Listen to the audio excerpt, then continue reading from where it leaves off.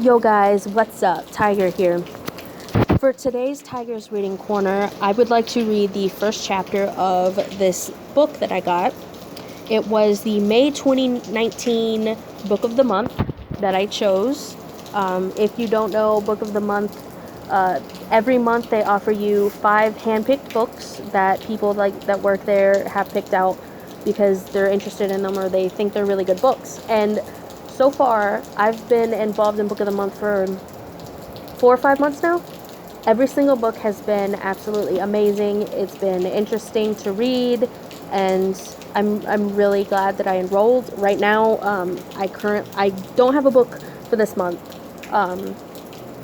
because money's a little bit tight, so I couldn't pay for it this month. It's $15 a month, free shipping, and if you want to add another book, it's only $9.99 to add another book.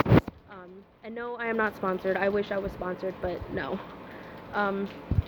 So the May 2019 book that I chose is called The Buried, an Archaeology of the Egyptian Revolution by Peter Hessler. And it's a thick boy. It's really thick. Right now I'm currently only on page 205. And let's see here. That's chapter 13. And the total, let's see, the total number of pages, not including like notes and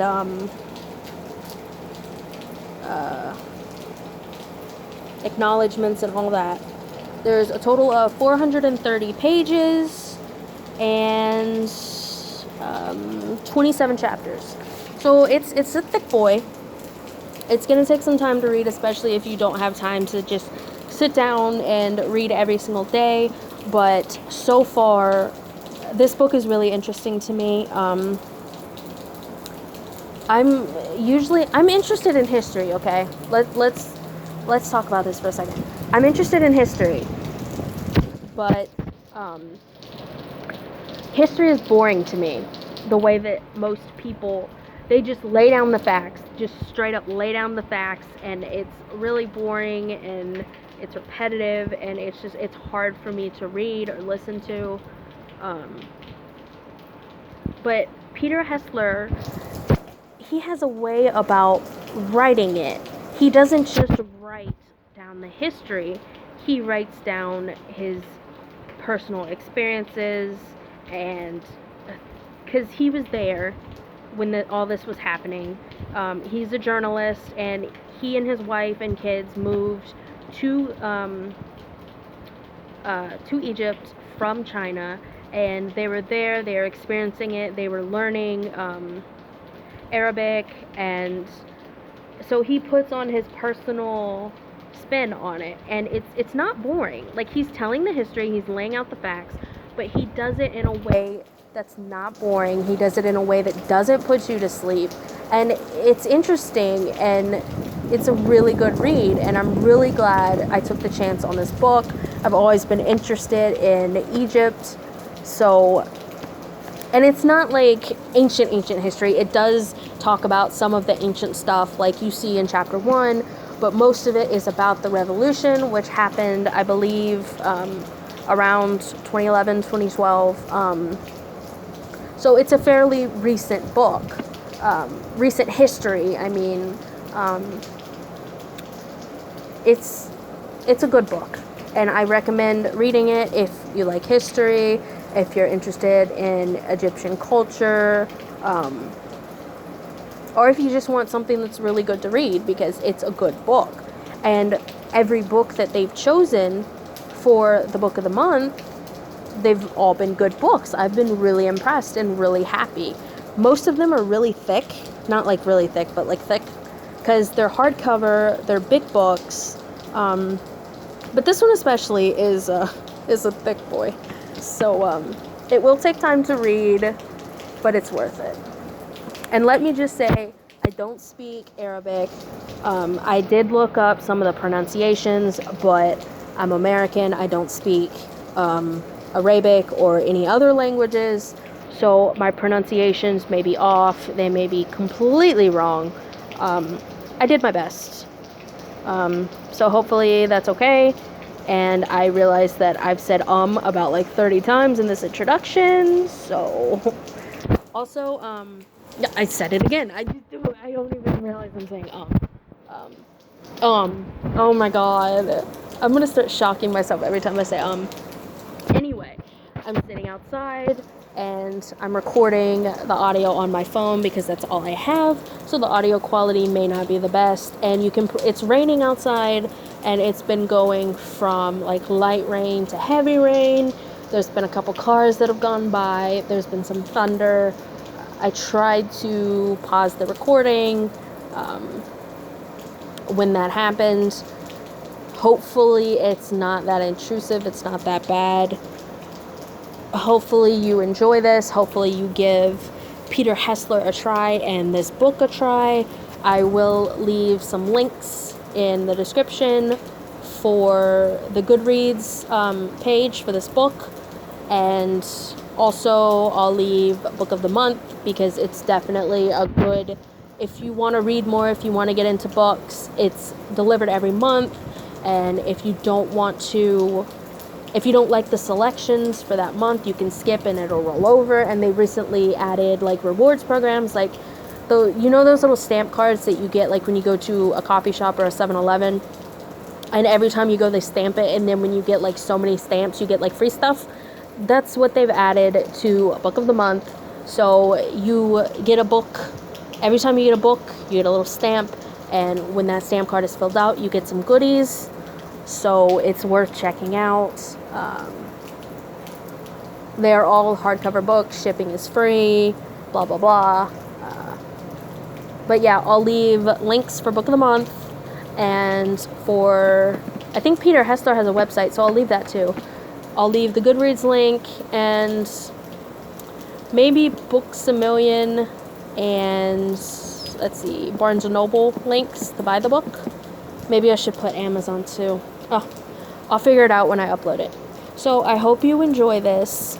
Thanks for reading and have a wonderful day. Bye.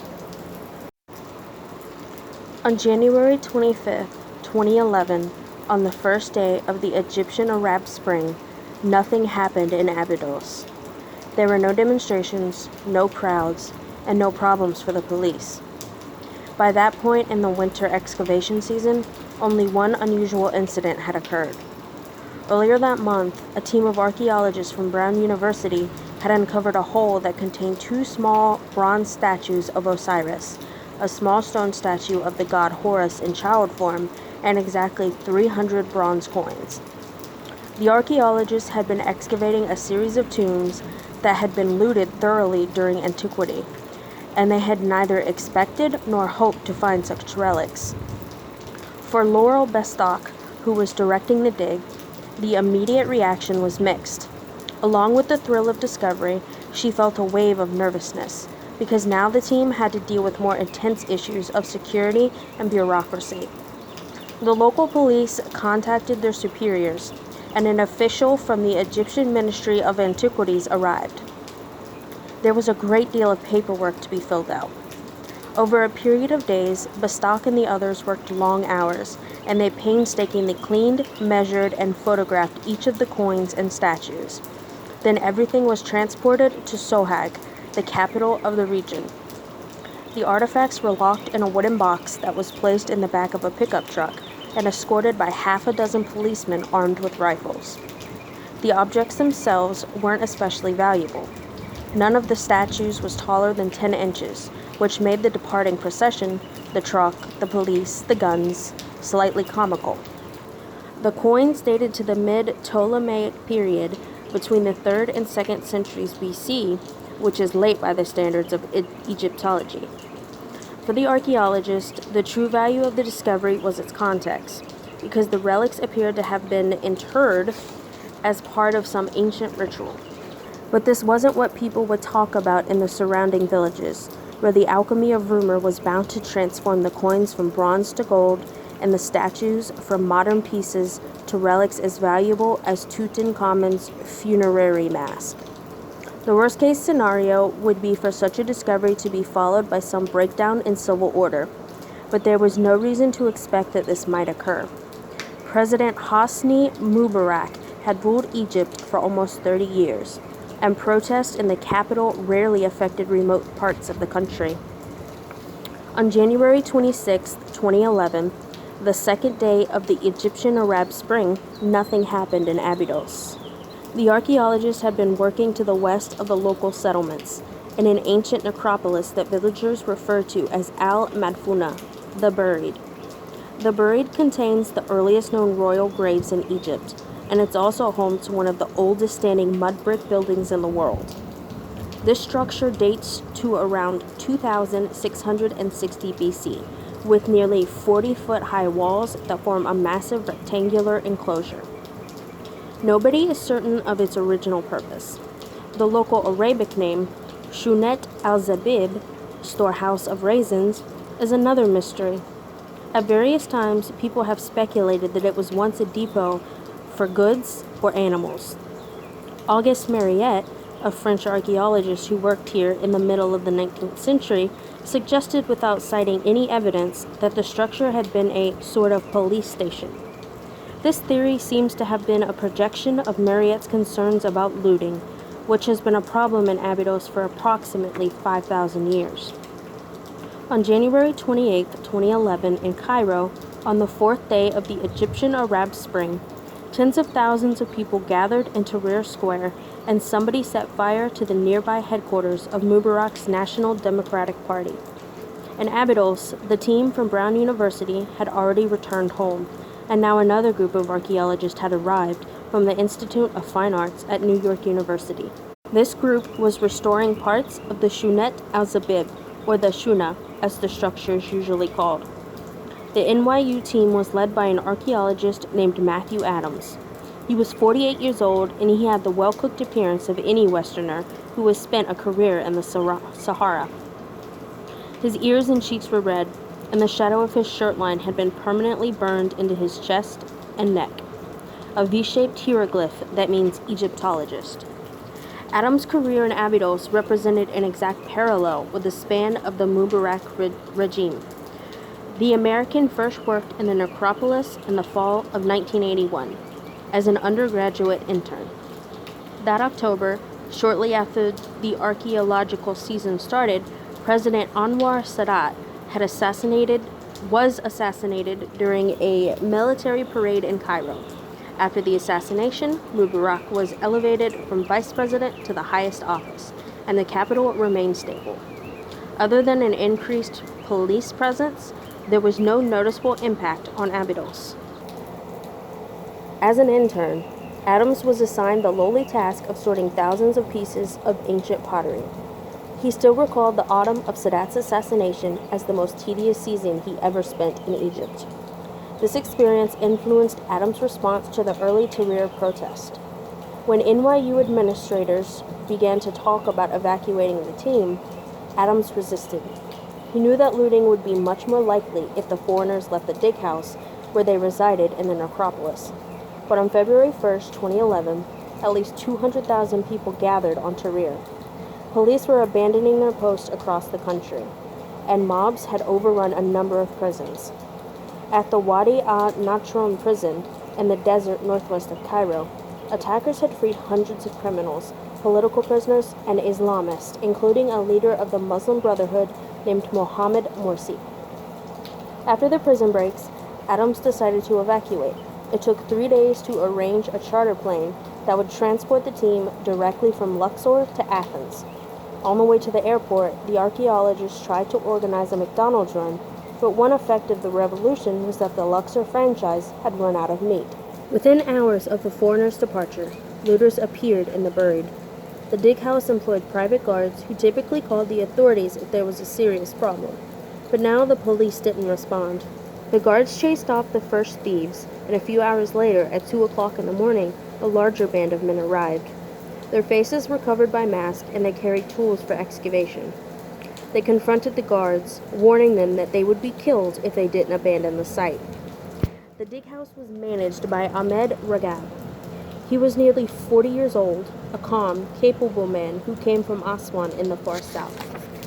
At Egyptian archaeological sites, it's common for foreigners to hire a manager from another part of the country, so that he'll be free from local pressures of family and tribe. Ahmed knew that these same pressures also represented his best hope against the looters. Many of them carried guns, but as long as they were from Abydos, they probably wouldn't shoot the unarmed site guards. If outsiders arrived, though, they might not feel the same restraint. For Ahmed, the fear wasn't so much that artifacts would be stolen after millennia of looting and after more than a century of professional archaeology. Most easily found objects of value had already been extricated from the necropolis. But looters never understood this, and by digging rapidly in the dark, they were likely to damage underground structures that had yet to be properly studied. Many thieves must have heard about the recently excavated statues and coins because they targeted the site of those discoveries. On February 11th, a government official appeared on national television and announced that Mubarak had vacated the office of president. Around the same time, outsiders began to arrive in the buried, and some of them were inspired by the long tradition of magical beliefs in Upper Egypt.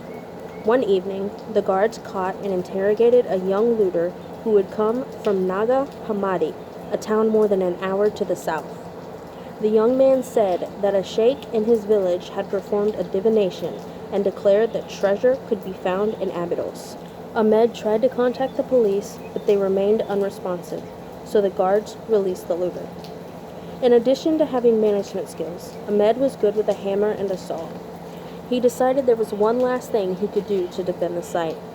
At the dig house, he gathered some lumber, nails, and paint, and he went to work.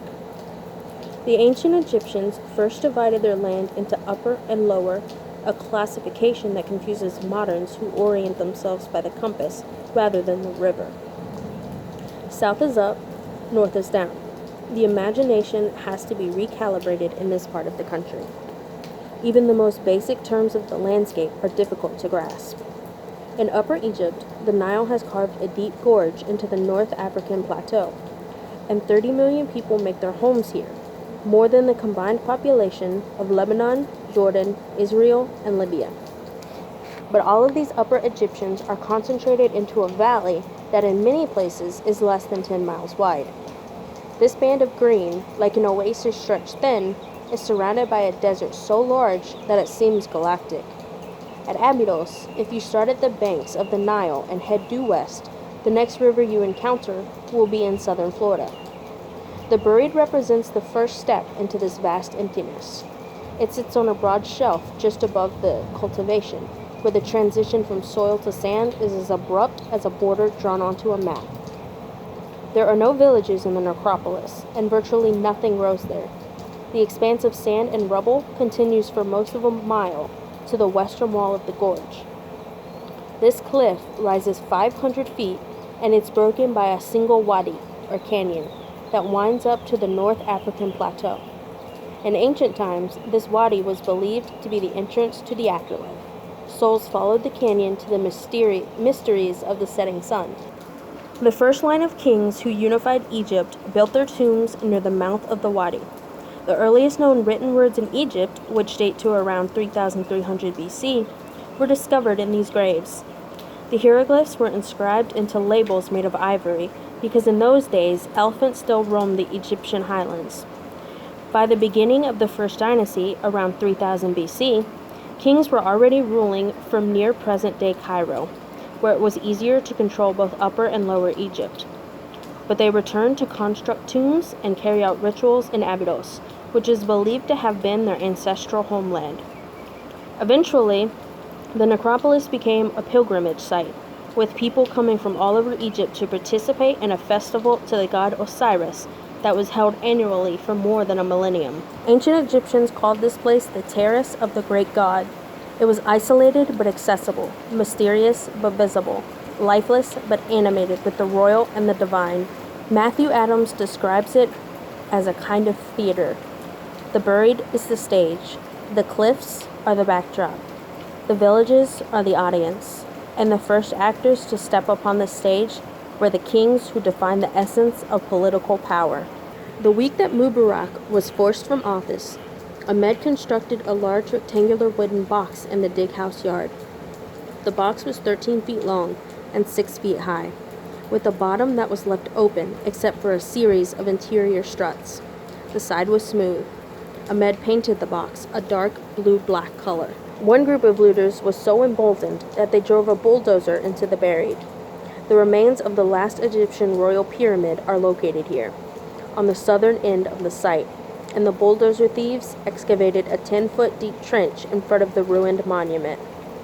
Another group of looters went to the base of the western cliffs and tunneled straight down for a dozen feet, although they weren't close to any burial. But perhaps some sheikh had told them that they would find treasure beneath the cliffs.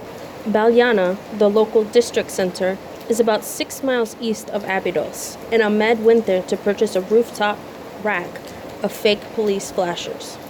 He installed the lights atop his wooden box, along with a siren. The other guards helped him hoist the box onto his four-wheel drive Daihatsu. In the dark, the vehicle was a strikingly good imitation of the armored personnel carriers that are ubiquitous at any Egyptian tourist site. Every night, Ahmed and the guards drove the fake APC around the buried, lights flashing, siren blaring. Soon, they began to hear rumors in the village that the police were active again. During daytime, Ahmed hid the wooden APC frame within the walls of the Shuna, thus at last fulfilling Auguste Mariette's theory that the mud brick structure was a police station. There were no other proposals for protecting the site. Every evening was the same. Drive into the buried, ring the siren, roll the lights. Leave the fake APC in the Shuna before dawn. After sunset, do it all over again. Months later, many Egyptians who were active in the first wave of the Arab Spring would describe their experiences in similar terms. Nothing seemed to exist but the present. No time for plans, no time for memories. But eventually, a sense of order was restored. In Cairo, a council of military officers established a transitional government, and they promised to hold democratic elections for a new parliament and a new president. Tahrir celebrated. The street clashes ended. By late March, real police were patrolling again in Abydos. And once the intensity of the moment passed, time returned to normal, and people thought about what had just occurred and what might happen next. Ancient Egyptians had words for two different kinds of time, Djet and Neheh. These terms cannot be translated into English, and it may be impossible for them to be grasped by the modern mind. In our world, time is a straight line, and one event leads to another. The accumulation of these events and the actions of the people who matter are what make history. But for ancient Egyptians, time was not linear, and events, kaparat, were suspect. They were oddities, distractions. They interrupted the world's natural order. History did not exist as we would define it. The Egyptians were writing by 3300 BC, and they were still writing in 332 BC, when they were conquered by Alexander the Great. But across those 3 millennia, they never produced anything that would be considered a work of history in the modern sense. Neheh is the time of cycles. It's associated with the movement of the sun, the passage of the seasons, and the annual flood of the Nile. It repeats, it recurs, it renews. Djet, on the other hand, is time without motion. When a king dies, he passes into Djet, which is the time of the gods. Temples are in Djet, as are pyramids, mummies, and royal art. The term is sometimes translated as eternal, but it also describes a state of completion and perfection. Something in Djet time is finished, but not past. It exists forever in the present. The world that was created by the gods is not permanent. It's an island, in the words of the Egyptologist Eric Hornung, between nothingness and nothingness. The place where we live will disappear, but ancient Egyptians weren't obsessed with forecasting this future, just as they didn't concern themselves with analyzing and replaying the past. Perhaps when time is non-linear, it's easier to focus on today. Raymond Johnson, a scholar at the University of Chicago, has written that ancient Egyptians saw normal time as a circle that described an endlessly repeating present. Johnson believes this to have been a natural response to the southern terrain. In his view, Neheh was inspired by the cycles of the river valley, while the jet reflected the desert's timelessness. And the proximity of these radically different landscapes, that abrupt transition from the buried to the fields, prepared Egyptians to envision time in two parts. Anywhere in Upper Egypt you can walk from eternity to now. The next time that Matthew Adams returned to Abydos with a team from NYU, nearly 2 years later, they undertook an archaeology of the revolution. In the necropolis, thieves had excavated more than 200 large pits, all of which had been hastily filled in by the authorities after order was restored. Now Adams and his team reopened nearly every hole, measuring and mapping with satellite technology. The team included 4 excavators, 3 conservators, 2 surveyors, 2 architectural specialists, a photographer, an artist, and 2 inspectors from the Egyptian Ministry of Antiquities. They hired more than 50 local laborers. A custom-built 15-foot-tall stepladder allowed the photographer to shoot the pits from above, as if they were crime scenes. Sometimes a pit contained bullet casings from looters who would fire their weapons into the air in order to intimidate the guards. Other artifacts were more mundane. There are cigarette butts here. This is our best find of the day. So it's filtered? The filters suggest that it's not 100 years old. This is round. The ancient Egyptians did not build round things like that here. A circular brick wall had been partially excavated from the sand. Such a shape would never have been used for an ancient tomb. Adams knelt to study the bricks, along with a young American archaeologist named Kate Scott. Both wore broad-brimmed hats against the sun, which, at 8 o'clock in the morning, was already blazing hot. They hacked at the wall top, Scott said. It's clear that there was a disturbance here, and that a structure was affected, but it's not clear what the structure is. That's heat-treated brick. No question about it. Those are not ancient bricks. The looters saw the wall and didn't know what it was, Adams said. They hacked at it a bit, but in this area, they didn't appear to be all that determined. Adams speculated that the wall might have belonged to a shepherd's hut from the 1950s, or perhaps a field house from an earlier generation of archaeologists. The ignorance of the looters, as well as the randomness of their digging, was another reason why Adams had decided to excavate the pits. In effect, the thieves had created the template for a survey. They had dug in most sections of the necropolis, so by following their tracks, the archaeologists could catch glimpses of underground structures throughout the site, and someday this information could be used to plan future digs. Already the looters' pits had revealed one important discovery. A section of the buried had been used as a cemetery for elites during the New Kingdom, which began during the 16th century BC. Many of these areas were professionally excavated more than a century ago, during the early age of archaeology. Back then, scholars moved quickly, and they usually focused on retrieving artifacts from museums and private collectors. Records were poor or non-existent. Many details were lost. Nowadays, archaeologists take meticulous photographs and measurements, and they rebury their excavations because ancient structures are best protected if they remain underground. The archaeologists know that someday in the future, another scholar will arrive with better technique or technology in order to study the things that we fail to understand. On the great stage of the buried, the original actors were royal, but since then, countless others have played their parts. A single site might have been excavated in succession by ancient looters, 19th century archaeologists, modern looters, and post-career archaeologists, all of them digging in the same place. People come and go, like the dynasties and the regimes. Sand is removed, replaced, and then removed again. After the police returned to work, Ahmed disassembled the fake APC. He figured that he wouldn't need it again, but something about the project triggered a renewed interest in carpentry.